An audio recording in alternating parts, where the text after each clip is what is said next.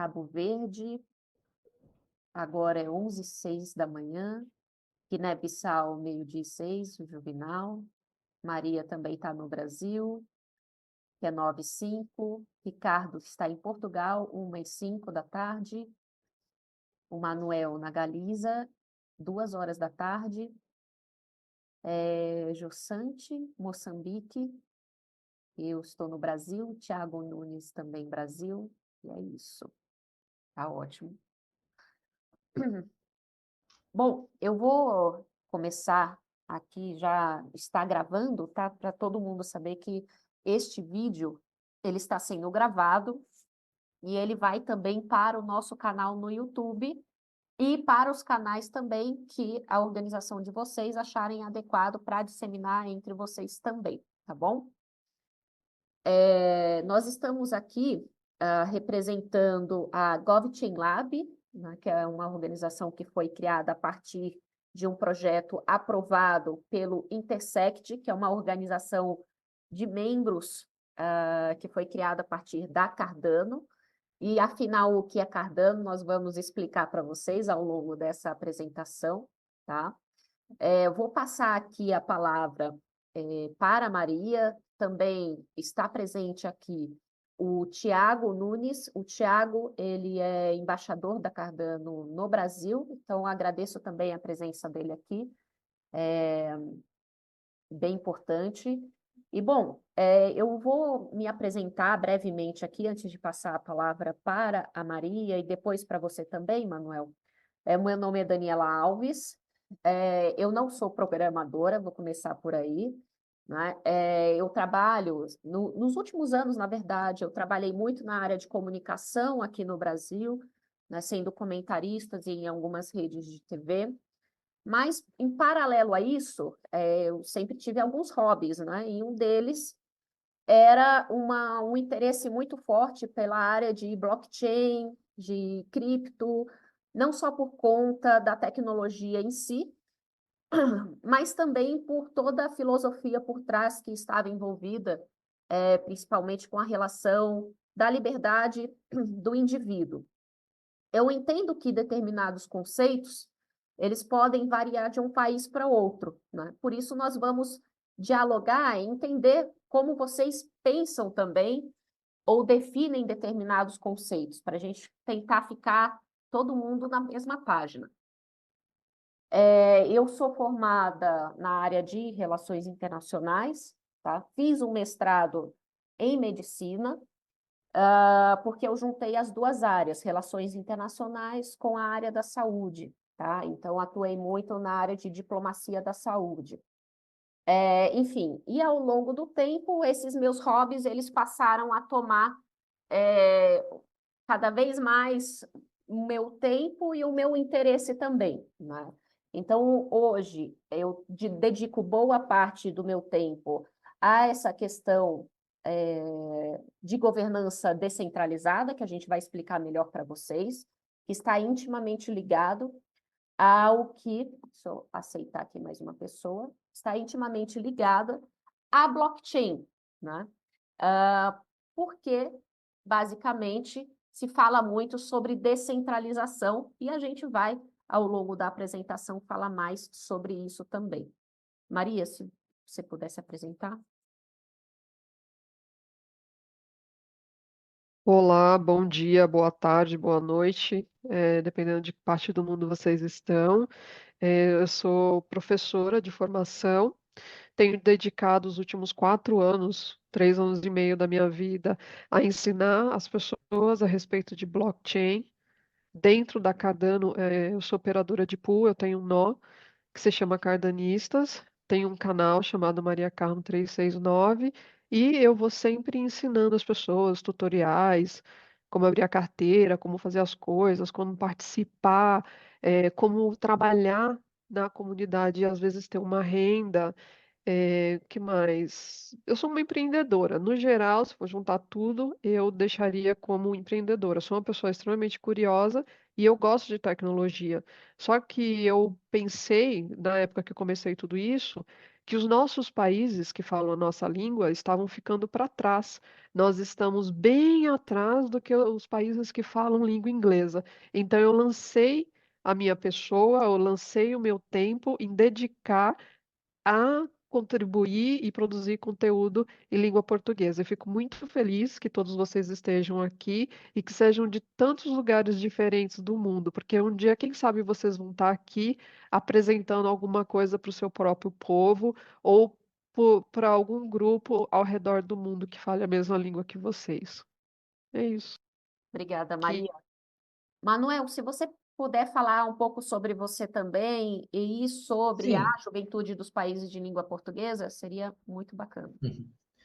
Pois eu sou o Manuel Omil e faço parte da Xuventude Unida dos Países de Língua Portuguesa, a JUPLP.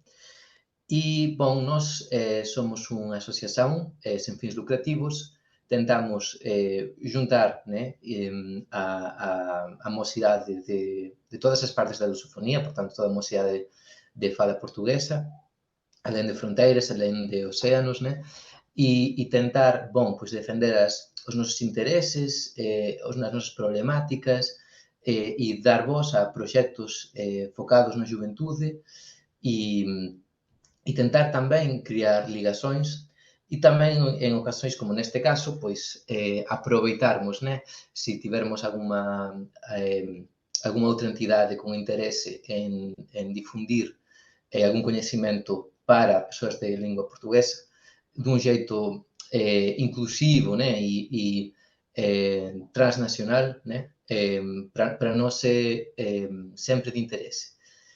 E, bom, acho que non vou tirar máis tempo, só desejar que para todos que o workshop de tudo certo e aprendan moito. Bom, só comentar tamén unha coisa, na UPLP temos persoas de perfis moito diferentes, entón, há persoas no mundo do empreendedorismo tamén e moito persoal de relacións internacionais. Eu estou máis no departamento de tecnología e de educación, mas ao final estou vendo que o blockchain é un bocadinho transversal e há persoas de todas as disciplinas interesadas nele. Portanto, iso, que tudo decorra ben e dou a palabra de volta para Daniel. Obrigada, Manuel. Sim, a blockchain ela é bem versátil, não é? Você vê que, apesar, por exemplo, de eu não ter uma formação na área de tecnologia, acredito que a Maria também não, foi ao longo do tempo que nós fomos aprimorando o conhecimento em si, e o nosso foco hoje, ele está, como a Maria falou, da gente poder disseminar esse conhecimento e trazer mais pessoas que possam se interessar, não é? Mas que estejam focados na língua portuguesa. para situar vocês no tempo, né? Nós vamos falar de governança, que está dentro do roadmap da Cardano, mas existem coisas que estão acontecendo no mundo que eu vou contextualizar. Se você puder voltar a imagem, Dani. Então, a blockchain que a gente fala está dentro de Web3, que é essa última coluna. Mas nós começamos lá atrás, na Web 1, quando nós podíamos apenas publicar material, mas nós não interagíamos. Então, evoluiu, viemos para a Web 2, onde agora a gente deixa comentário, recebe resposta, interage entre nós, e evoluímos para a Web 3. O que é a Web 3? Ela tem tudo o que a Web 1 e a Web 2 fazia, mas agora nós trabalhamos com transferência de valores. Você interage comigo, eu interajo com você, e se eu gostar do seu conteúdo, do que você faz, posso te transferir valor sem que eu saiba nunca qual é o seu security number ou que você saiba o meu. Tudo está ali no código. Também nós evoluímos em termos de blockchain. Por exemplo, nós começamos com Bitcoin, depois veio o Ethereum, e a Cardano ela é uma blockchain de terceira geração e uma blockchain que em si já começou com ter governança on-chain desde o início. E a gente vem fazendo isso, vocês vão ver depois no roadmap onde nós estamos. Nós já passamos várias fases e agora a gente está na era Voltaire. Pode ir, Dani. Então, o roadmap da Cardano começa lá em 2016, com a era Byron, onde você só podia comprar e enviar ADA e receber ADA. Nós evoluímos, chegamos na Shell, onde todos os nós eram rodados pela IoT e passou a ser rodado pela comunidade, esses outros nodes foram desligados. Então, hoje, a produção dos blocos e a confirmação de transações é feita inteiramente pela comunidade. Nós evoluímos, chegamos aqui no Gogen, onde é os Smart Contracts. Smart Contracts é tudo, o seu contrato de aluguel, o contrato com empréstimo no banco, tudo no futuro bem breve vai ser um Smart Contracts na blockchain. E nós estamos agora entre essa era baixo de escalabilidade, que tem uma ferramenta chamada Hydra, para dar mais escalabilidade à blockchain, e estamos trabalhando especificamente nesse momento com vocês, nessa era Voltaire. É por isso que hoje existe um interesse muito grande em mostrar às pessoas, da população em geral, como que essa governança acontece aqui na Cardano. Obrigada, Maria. Antes até de entrar na parte de governança em si, eu vou chamar a atenção para vocês com relação à Web 1, Web 2 e Web 3. Aqui na Web 2, nós são todos esses aplicativos aqui que nós conhecemos, aliás, nós estamos usando até um, que é o Zoom, Twitter, YouTube, enfim. O que nós temos aqui? Um poder centralizado, não é? Se, por exemplo, o Instagram, por qualquer motivo, quiser apagar a sua conta, já aconteceu comigo, por exemplo, eu não publico nada demais, eu só publico, sabe, materiais de educação, mas se a qualquer momento eles simplesmente quiserem, vão retirar a sua conta do ar. YouTube, a mesma coisa. Talvez alguns já tiveram até algum problema com isso, não tiveram qualquer retorno, ou possibilidade até, se não for por uma decisão judicial, de conseguir recuperar a sua conta. Já aqui na Web3, não existe um poder centralizado. Essa que é a grande sacada. Então, vários aplicativos vêm surgindo na Web3 e não existe nenhum poder centralizado que vá do dia para a noite simplesmente sumir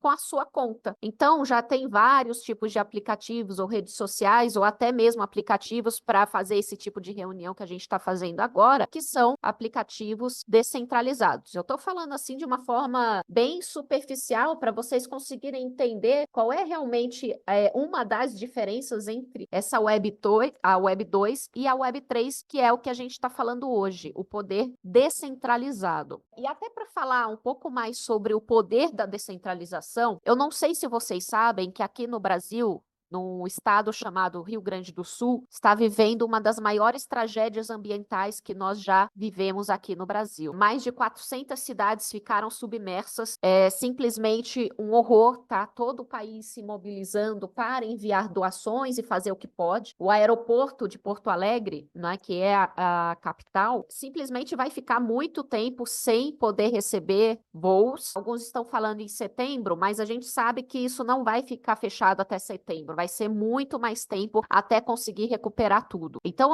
a questão da recuperação vai durar muitos e muitos anos, né? Talvez décadas até, para o Estado conseguir voltar do ponto de onde estava antes. E o porquê que eu estou falando aqui da força descentralizada? Porque a própria população precisou se mobilizar para conseguir fazer resgates, para conseguir o mínimo, por exemplo, de abrigos, tá? Então, foi uma força muito grande da população e de forma descentralizada.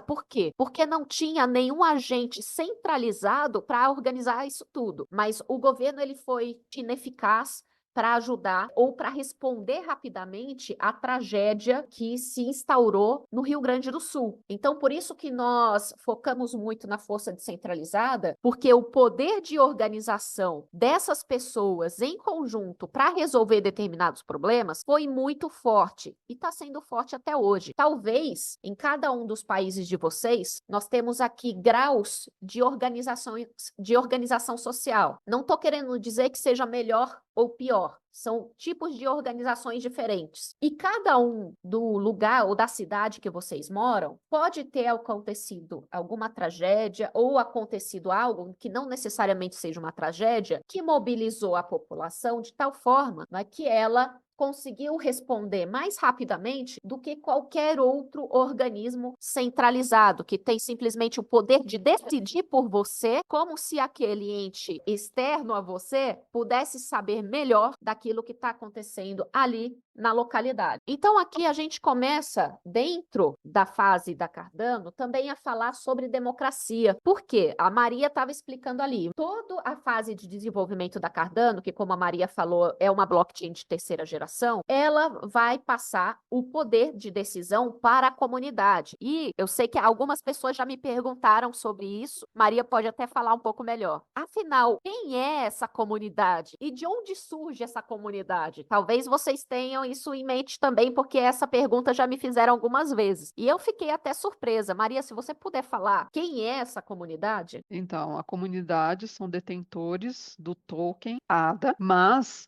não significa que você precisa ter ADA para participar de todas as nossas ações, de todos os nossos projetos. Mas são pessoas que se reuniram ao redor da criação desse código. Iniciou, né? A gente tem que falar dos três poderes. Tem a IoT, que eu já falei, tem a Emurgo, tem a Cardano Foundation.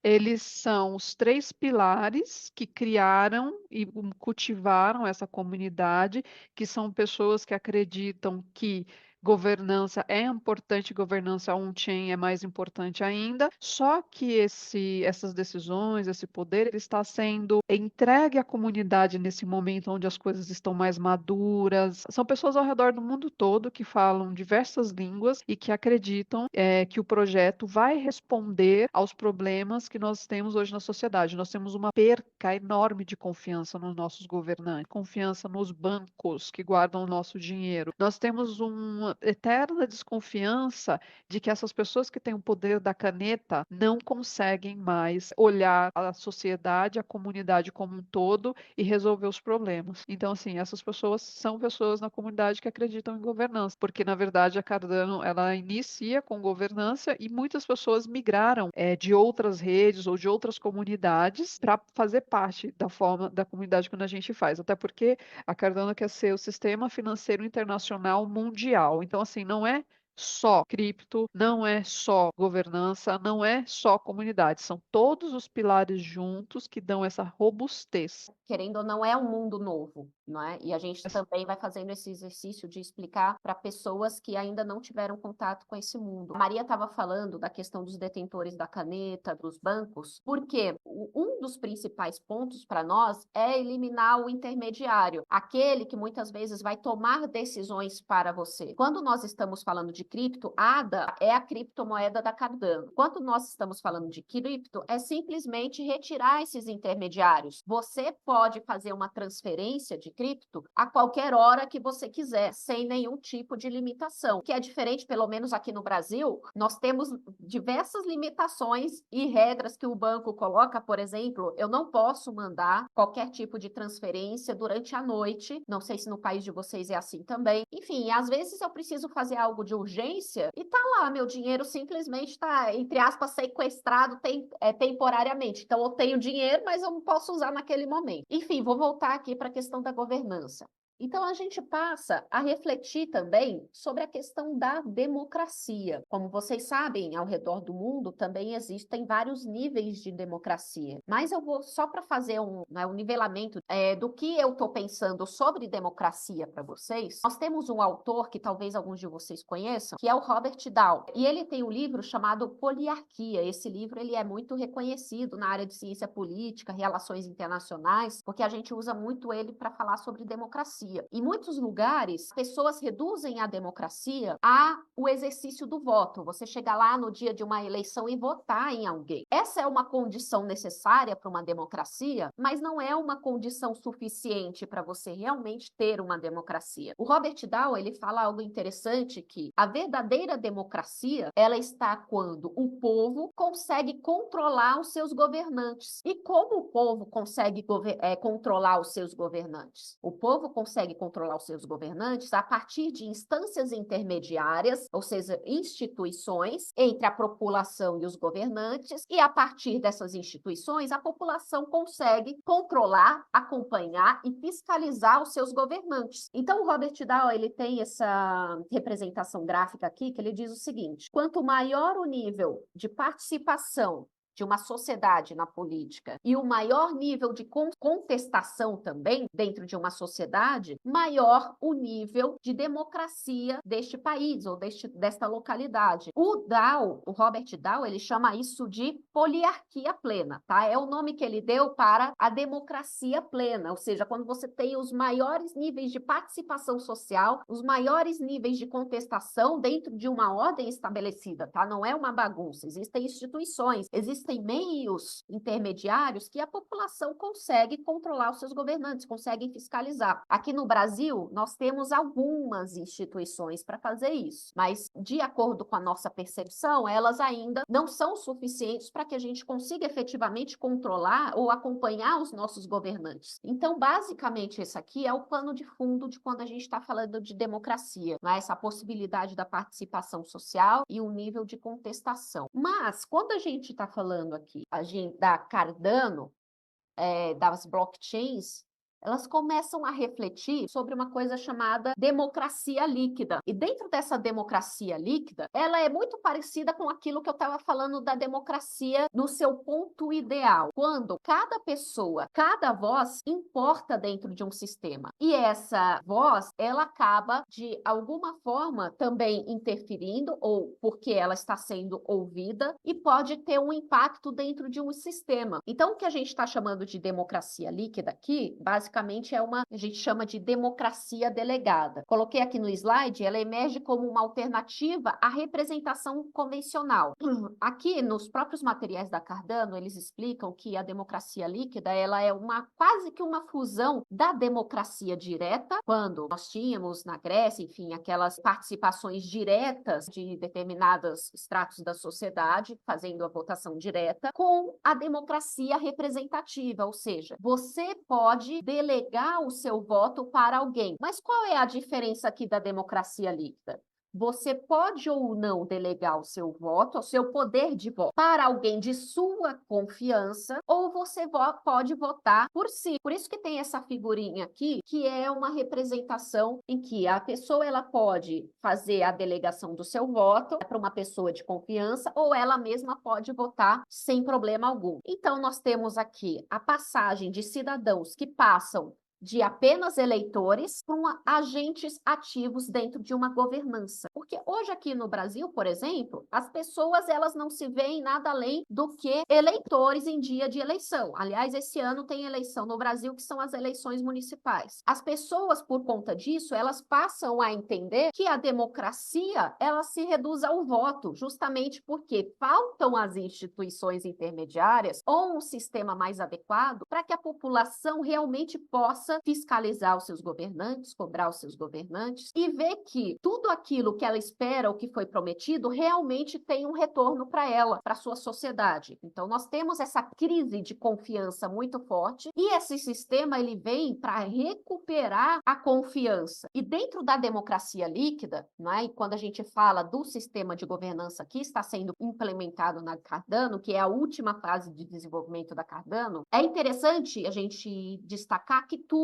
é transparente, ou seja, digamos que eu deleguei o meu poder de voto para Maria. Tudo que ela fizer é transparente. Nós que delegamos o nosso poder de voto para Maria, podemos, em um fórum, por exemplo, debater os temas que nós achamos interessantes, ou ela também vai poder colocar dentro deste fórum, ou numa plataforma em que vai mostrar todas as ações dela, a justificativa dos votos e de como ela está agindo enquanto detentora do nosso poder de voto. É absolutamente tudo transparente, que é um outro ponto muito falho também no nosso, pelo menos aqui no Brasil, não é? Mas acredito que em vários países também, você tem esse problema com relação à transparência, além dessa questão da participação e de poder acompanhar. Aqui no slide, no centro deste sistema estão os delegados, os detentores do poder de voto que foram atribuídos pelos cidadãos. Esse poder é flexível, se adapta às circunstâncias, refletindo a confiança depositada nos delegados. Olha que interessante. Caso a Maria ela não honre o nosso poder de voto que nós delegamos a ela, nós podemos automaticamente, em pouco tempo, retirar o nosso poder de voto dela. Então, simplesmente, o sistema ele age que ela vai ter que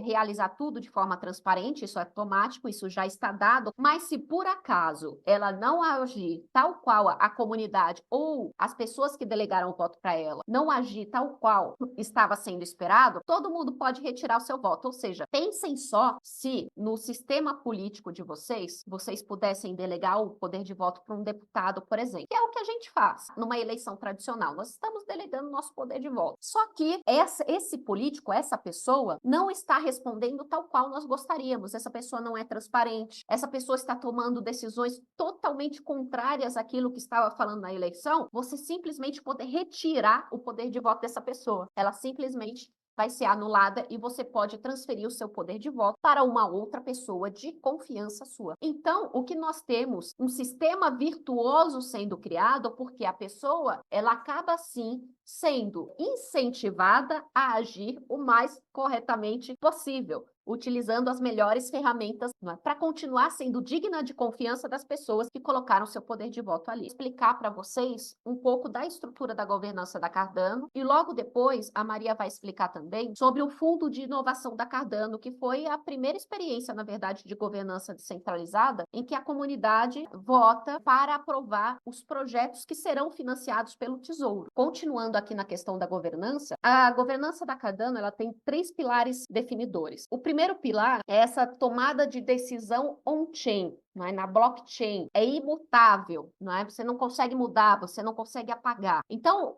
a CIP 1694, tá, que é a proposição dentro da Cardano, tá, de mudança, ela descreve um sistema de governança para trazer a tomada de decisões para a rede Cardano. E dentro desse sistema de tomada de decisão on-chain, nós temos 3 órgãos governamentais. E olha que interessante, é como se fosse um sistema político mesmo, não é? Eu até cheguei a falar para o pessoal, isso aqui é muito parecido com o parlamentarismo, só que com uma blockchain e alguns outros pontos diferentes. Dentro desses 3 órgãos governamentais, nós temos aqui o que nós chamamos de DREPs, que são os representantes delegados, seriam o similar aos nossos políticos mesmo, tá? Então, eu posso ser uma DREP, Maria pode ser, qualquer um aqui pode ser um DREP, que é o equivalente aos nossos deputados ou senadores ou outros cargos que estiverem no país de vocês. Nós temos também uma comissão constitucional, e essa comissão constitucional, ela só vai votar em ações de constitucionalidade, né, dentro da governança, ou seja, se alguma coisa está fora da Constituição da Cardano, né, é a mesma coisa que seria o nosso Supremo Tribunal Federal, que deve ter com certeza o equivalente a isso no país de vocês. E também tem aqui os operadores de pool de participação. Maria, se você puder explicar para eles o que são os operadores de pool, tá? Antes da Maria explicar, eles também têm poder de voto em determinados temas, e o que é interessante observar é que se os operadores de pool e os DREPs, que são os deputados ou senadores, se juntarem e decidirem que não precisa ter uma comissão constitucional, essa organização aqui, como seria o nosso STF, não precisa existir mais, não vai existir mais, porque toda essa cadeia aqui de representatividade decidiu conjuntamente que não precisa mais ter essa instituição. Se você puder explicar o que são os operadores de pool, Maria, que você é uma. Certo. A Cardano tem ao redor de 3.000 pools. O que essas pools fazem? Eles são como se fosse um node ou como se fosse um processador, um ASIC no Bitcoin. Aqui Bitcoin é Proof of Work, você tem um processador e aquele processador fica ligado 24 horas por dia. Se ele resolver o problema matemático, ele cunha o bloco e coloca as transações todas dentro do bloco. No caso da Cardano, a Cardano é Proof of Stake. A sua ADA é um ticket que vale, que você delega na pool. Eu tenho 11 mil delegadores na pool cardanistas. Eles delegaram a ADA deles para a pool. Então, o que acontece? Essas ADAs sofrem o sorteio lá do Ouroboros. Quando uma ADA de uma pessoa da pool é sorteada, nós cunhamos o bloco, vai todas aquelas séries de transações dentro daquele bloco, nós recebemos recompensa da network por isso e é dividido para todo mundo. Então, assim, você não precisa deixar seu computador ligado, você não precisa ter noção de tecnologia para isso, você só precisa ter uma carteira inteira, no mínimo 10 ADAs e delegar. É isso que o operador de pool faz. Ele roda esse node o tempo todo e retransmite transação, retransmite informação 24 horas por dia e mantém essa blockchain viva e crescendo o tempo todo. Depois, no final, se vocês não entenderem, eu posso fazer outra explicação, só para a gente não fugir muito aqui da... Obrigada, Maria.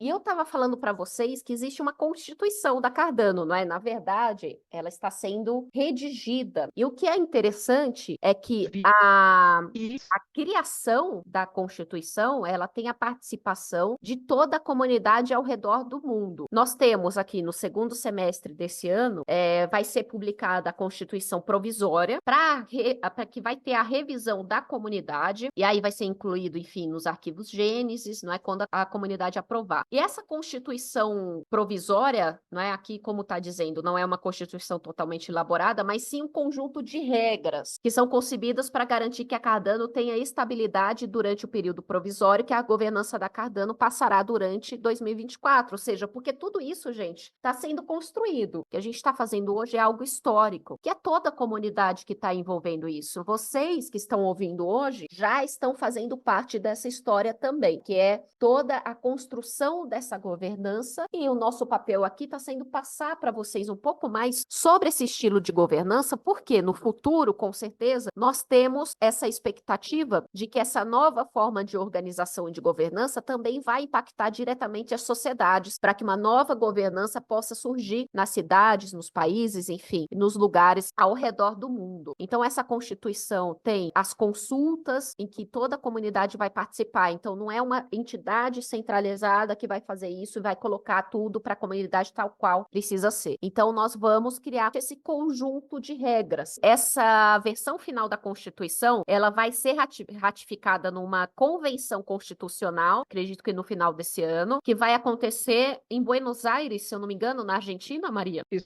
Isso mesmo. Isso. Então, nós vamos ter esse grande evento lá na Argentina para fazer a ratificação, não é, dessa Constituição, que foi, ao longo deste ano, debatida, não é, e verificada por toda a comunidade. É a comunidade que vai ratificar. O terceiro pilar aqui da governança são as instituições. E essas instituições, uma delas é o Intersect, que é a organização que fez surgir, na verdade, a GovChain Lab. Essas instituições, elas acabam criando espaços, né, estruturas para que o ecossistema possa idealizar, deliberar, recomendar mudanças na rede Cardano. A primeira instituição de membros que foi criada é a Intersect. Várias outras vão surgir a partir disso, com o objetivo de juntar pessoas, de poder financiar também determinados projetos, para além do Catalyst, que a Maria vai explicar depois, e juntos vão verificando, seja atividades educacionais, sejam novos projetos, novas ferramentas de governança. Então, são essas instituições que vão ajudar também cada vez mais na melhoria de todo o ecossistema. Aqui, para mostrar para vocês, nós temos a Sanchonet, que é a rede de teste para lançar novos recursos de governança dentro da blockchain Cardano. O que significa novos recursos de governança? São plataformas, são aplicativos que nós precisamos ter para melhorar, seja a transparência, como o GRAP vai dialogar com a comunidade, como você vai delegar o seu voto. Então, para tudo isso, nós precisamos de aplicativos, né? E aí, tudo isso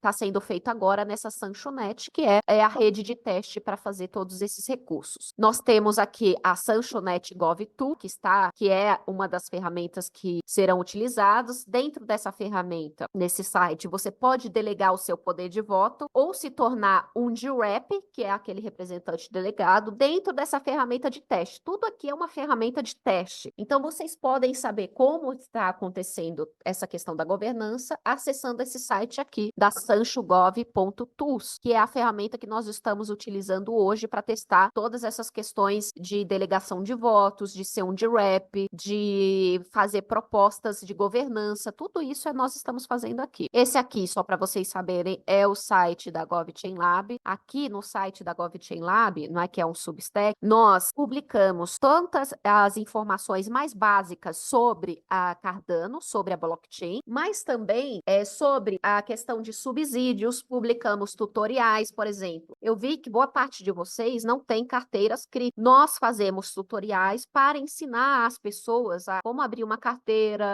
do que se trata a blockchain. Aqui tem até esse post, o que é uma ADA, né, de onde veio isso, de onde nasceu até o nome, até chegar, enfim, na cripto em si, além de todas as atualizações do próprio Intersect, tudo em português, aqui é tudo traduzido para o português e da forma mais simples possível para que todo mundo possa entender. Aqui é o YouTube da GovChain Lab, que foi criado recentemente. Nós publicamos aqui os tutoriais, pouco a pouco nós vamos publicar os tutoriais aqui também. Essa reunião nossa também vai ficar aqui no YouTube da GovChain Lab e o intuito é que ao longo do tempo nós tenhamos as playlists completas de tutoriais para quem quer começar, né, nesse mundo descentralizado, para quem quer se aprofundar mais. Então, a tudo aqui nós vamos ter conteúdos completos para quem quiser dar continuidade. E aqui, claro, finalizando essa parte da governança, que a era Voltaire apenas começou. Então, nós estamos vivendo, sim, uma revolução em termos de governança e queremos que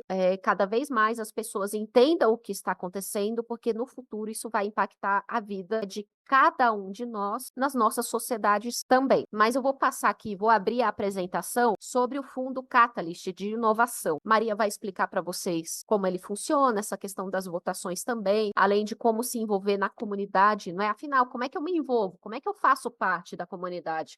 Como é que eu faço parte disso? Então, a Maria vai explicar um pouco mais. Essa apresentação que eu vou falar do Catalyst, ela é um plus para vocês, porque já que vocês estão aprendendo governança e como votar e como as coisas acontecem on-chain, esse é um fundo, o maior fundo de inovação que existe no mundo. São ao redor de 50 mil ADAs. Essas 50 mil ADAs são divididas em desafios e qualquer pessoa no mundo pode colocar uma proposta. Se a sua 50 proposta mil for ou votada 50 pela milhões? 50 milhões, Tá. 50 milhões de ADAs, desculpa. Qualquer pessoa pode colocar uma proposta, se essa proposta for votada pela comunidade, você recebe o dinheiro para executar. Mas a gente sempre fala que o Catalyst é um experimento, as coisas podem quebrar, pode ter falta de documentação, às vezes pode mudar as informações de um encontro para o outro. Existem encontros internacional toda quarta-feira, às 14 horas do Brasil, às 5 horas do TC, mas que ao mesmo tempo você pode se sentir meio desorientado, cheio de coisas para fazer, mas ao mesmo tempo é um local que inspira ideias. E esse valor, ele é constituído de toda transação que acontece na rede, 1/3 disso vai para o tesouro, e esse tesouro hoje compõe esse valor que vocês estão vendo na tela. E vem dessa pequena fração de cada transação compõe esse tesouro. Você vê, olha as pessoas dos times que apresentaram propostas no Catalyst do mundo todo, é internacional. Existem propostas para tecnologia, existem propostas para educação, existem propostas de marketing, existem propostas das mais diversas formas. Aqui é uma... É que essa aqui é do Fundo 12, né? O Fundo 12 já encerrou as inscrições, mas vocês podem entrar, se você puder colocar no chat, Maria, o link do Ideal Scale, porque é ali que vocês podem visualizar, para vocês terem uma ideia, os tipos de projetos que são colocados ali. Não significa que já perdi a inscrição. Não, vocês podem usar esse tempo para estudar, verificar como acontece todo esse ciclo de financiamento do Catalyst, entender como as pessoas estão se movimentando, para caso vocês queiram apresentar projetos no Fundo 13, porque um acaba, mas logo depois que os projetos são votados pela comunidade, já tem o financiamento, o primeiro financiamento saindo para aqueles projetos, logo depois abre também o Fundo 12. Essas aqui são as categorias desse fundo, né? O que é interessante neste fundo em específico, que é a primeira vez que tem uma categoria voltada, por exemplo, para empresas grandes, ou seja, a gente pode pensar, não sei, Coca-Cola, sabe? Grandes empresas mesmo que vão poder utilizar dos recursos aqui da Cardano, né, do Tesouro, na verdade, para poder inovar dentro dos seus sistemas. Mas aqui também se financia um projeto que ainda estão na fase de, a gente chama ideação, né, na ideia, para colocar em prática, que é muito difícil, né, você conseguir financiamento para projetos ainda que não estão andando ou que já têm algum tipo de financiamento, seja por seus integrantes, ou seja, algum financiamento adicional. Então, você consegue aqui, né, desde que seja um bom projeto, consegue financiar também. Mas, claro, precisa ter todo esse envolvimento com a comunidade, porque a comunidade vai analisar também se o seu projeto está bem escrito, se ele tem metas alcançáveis, se ele faz sentido, porque você só vai receber os recursos quando você entregar tudo aquilo que você prometeu, né, em fases. Por exemplo, na fase 1, você estabeleceu que vai entregar tais e tais e tais atividades. Você entregou as atividades, aí você recebe o recurso da fase 1, aí vem a fase 2, fase 3, dependendo de como está estruturado o seu projeto. Basicamente é a, né, timeline de como funciona todo o processo aqui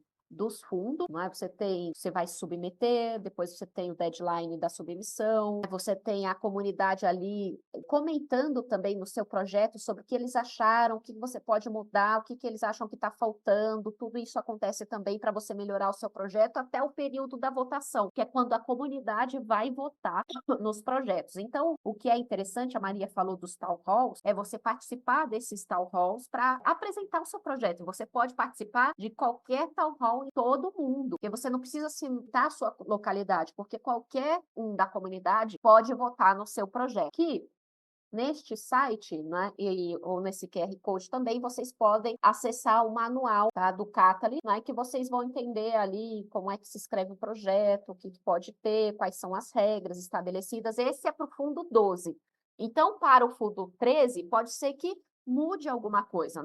Eu não acredito que vá mudar tanto, mas tem algumas coisas, alguns pontos que podem mudar de um fundo para o outro, como a Maria falou. Isso aqui tudo é um experimento. Nós juntos estamos caminhando e vendo como melhorar cada um desses sistemas, incluindo o Catalyst, que foi esse primeiro experimento da governança, em que a comunidade vota diretamente nos projetos que devem ser financiados pelo Tesouro. Vou até deixar esses links aqui para vocês também.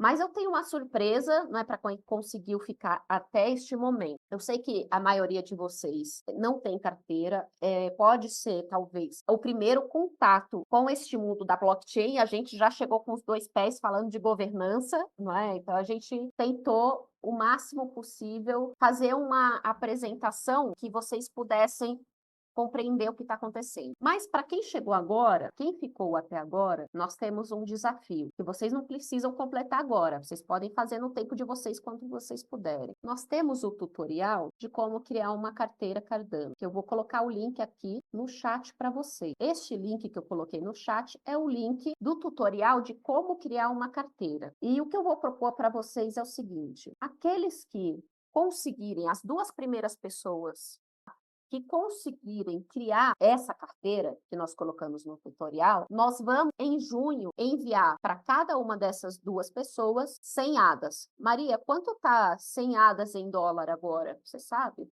Aproximadamente $48. $48, ok. Para vocês começarem a entender como funciona isso. É algo simbólico para vocês começarem a entender o funcionamento da blockchain, de uma carteira. O que eu peço? Que vocês prestem muita atenção nas dicas de segurança, porque é extremamente importante que vocês fiquem atentos a cada um dos passos para a segurança de vocês, seja na criação da carteira, para guardar as palavras, tá, que nós falamos, que a Maria colocou nesse tutorial. É muito importante que vocês prestem atenção em cada um desses passos, para a segurança, para que vocês possam interagir da forma mais segura. Se vocês perderem essas palavras que estão ali no tutorial, vocês nunca mais vão ter acesso à sua carteira, tá? Então, por isso que a gente pede para guardar muito bem as palavras que estão ali no tutorial. Depois que cada um criar a carteira, nós pedimos que vocês preencham esse formulário que eu acabei de mandar aqui no chat, porque aí nós vamos saber quem foram as pessoas que conseguiram criar a carteira e nós vamos, em junho, enviar. Nós vamos manter o Manuel informado, tá? Enviar os prints,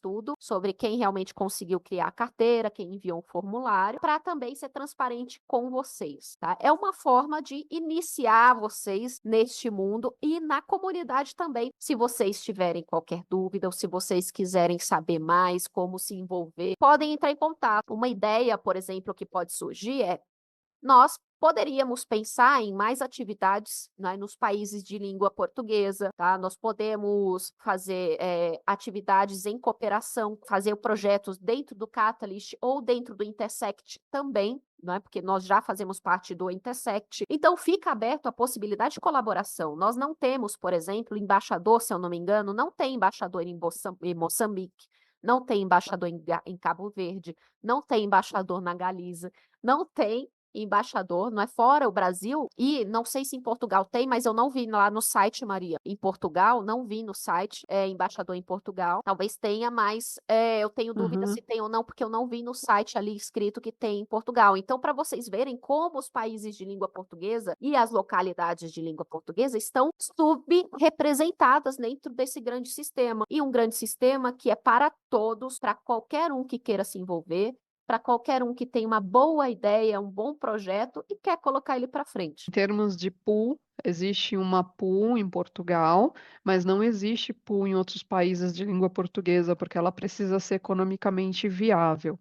Então, desde que nós começamos em 2020, dentro da pool Cardanistas, existem em torno de 5 pools aposentadas. Eles começam com uma ideia, mas não conseguem o engajamento necessário e precisam fechar a pool porque existe um custo para isso. Mas não significa que outras pessoas não possam se envolver. Eu sinto muito essa falta das pessoas dos países de língua portuguesa. Tem algumas pessoas lá na pool, no grupo, mas eu gostaria muito que a gente estendesse, conversasse mais sobre essas coisas, porque no final são sistemas internacionais que estão construindo coisas e eu não gostaria que nós ficássemos do lado de fora. Eu sei que nós ficamos, de qualquer forma, porque tudo é em inglês, tutorial é em inglês, a blockchain é em inglês, mas eu tenho feito esse esforço contínuo para que vocês sejam também incluídos.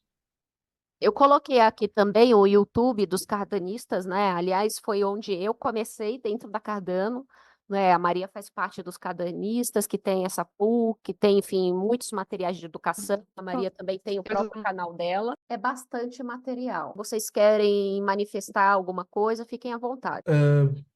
Bom dia ou boa tarde, conseguem me ouvir?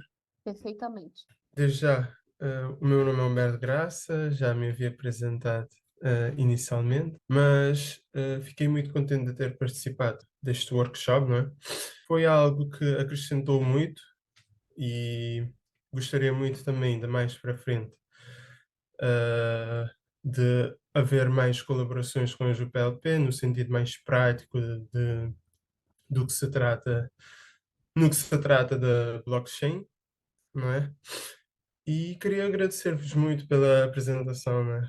Foi uma ótima apresentação, não ficou nenhuma dúvida, pelo menos da minha parte, não sei em relação aos outros participantes.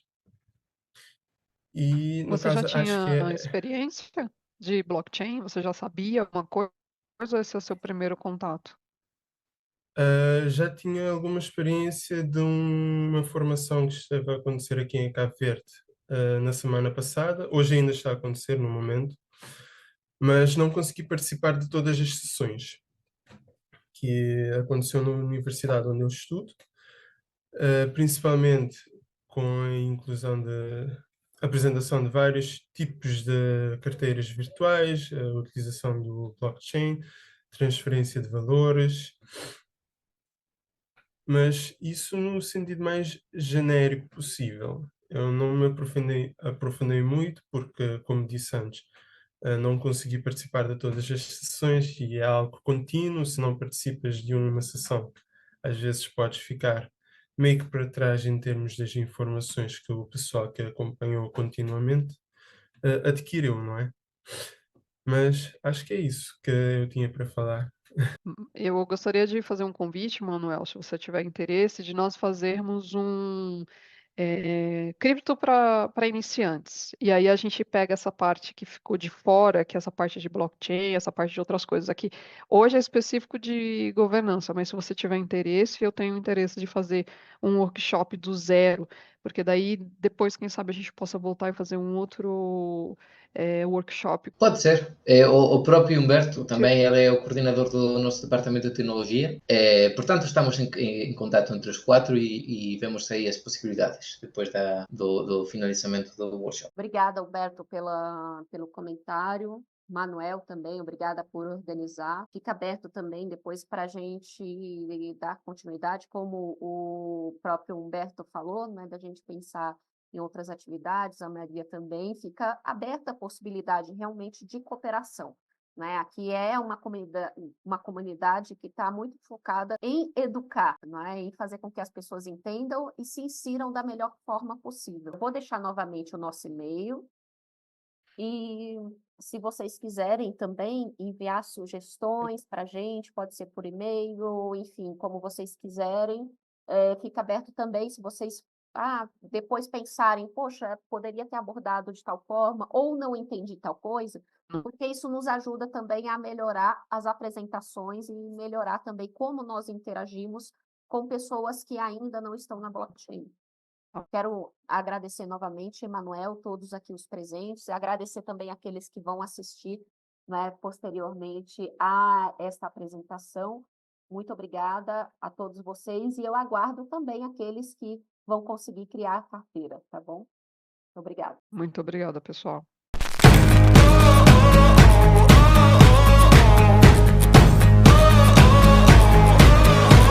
This day is gonna be the greatest memory, making history. Let's go. You don't need no luck with that golden touch. Time to light it up. Let's go. Get ready for it. Get ready for it.